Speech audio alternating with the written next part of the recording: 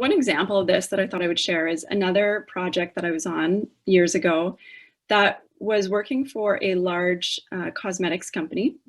And they had launched a campaign across Canada, done really, really well in this marketing campaign across Canada.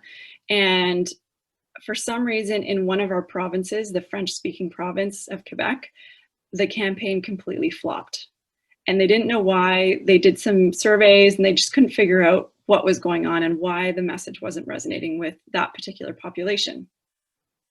And so we were hired to go in and start to explore and unpack what was important to these consumers in this particular area or region, and try and figure out like what was going on, what were the differences, how did they need to change or adjust the campaign to make it land with people. And so we went into people's homes and we were talking to them about their cosmetics and makeup, and ultimately the concept of beauty in this place.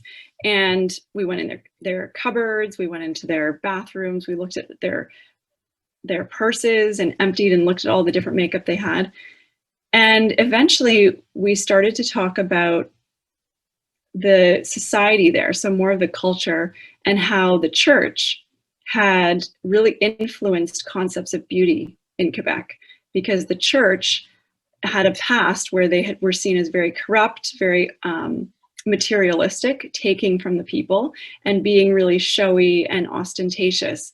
And as a result, the population went against that and said, you know, we don't want to be overly materialistic. It represents the power and difference with the church and religious institution.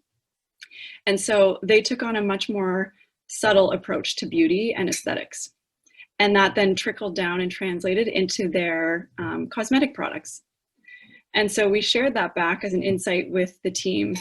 And it's something that they never considered. They never thought about how these other forces, these other cultural phenomena could actually influence the way people think and behave in one province from the next.